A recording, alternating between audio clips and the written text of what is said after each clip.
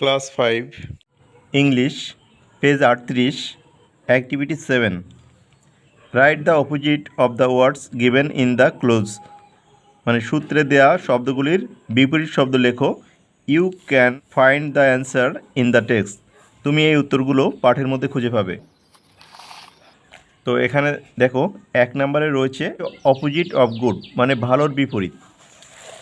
তো ভালোর বিপরীত হবে মন্দ, আর মন্দ ইংরেজি হচ্ছে ইভিল, EVIL।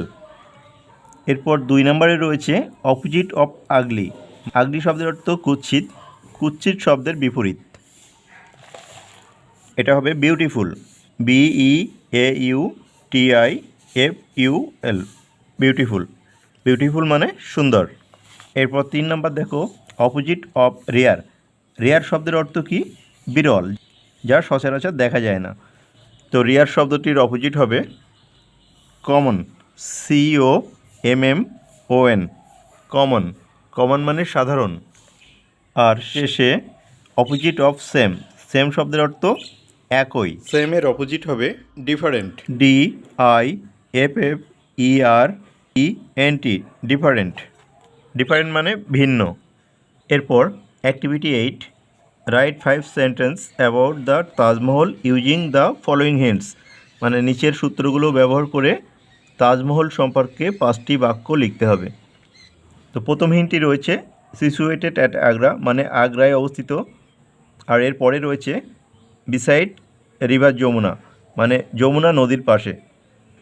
তো এটা দিয়ে লিখতে পারো the Taj Mahal is situated at Agra beside the Yamuna river মানে তাজমহলটি যমুনা নদীর তীরে আগ্রায় অবস্থিত।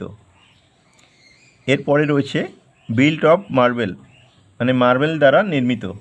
তো এই হিন্টসটা দিয়ে লিখতে পারো it is built of white marble by Shah Jahan মানে এটি শাহজাহান দ্বারা সাদা মার্বেলে নির্মিত। এরপরে রয়েছে tomb of Shah Jahan and Mumtaz Mahal মানে শাহজাহান এবং মমতাজ মহলের সমাধি। তো এটা দিয়ে লিখতে পারো Taj Mahal is the tomb of Shah Jahan and Mumtaz Mahal. Taj Mahal হলো শাহজাহান এবং মমতাজ মহলের সমাধি।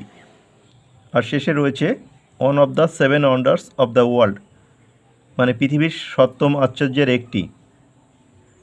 তো এটা দিয়ে লিখতে পারো it is one of the 7 wonders of the world মানে এটি হয় পৃথিবীর 7ম আশ্চর্যের একটি। দেখো এখানে আমাদের সমস্ত হিন্টসগুলো ব্যবহার করা হয়ে গেছে, কিন্তু আমাদের 4টে সেন্টেন্স তৈরি হয়েছে, কিন্তু আমাদের 5টি সেন্টেন্স লিখতে বলেছে। তাহলে আরেকটা লিখবে তোমরা it is a pride of India, এটি ভারতের একটি গর্ব।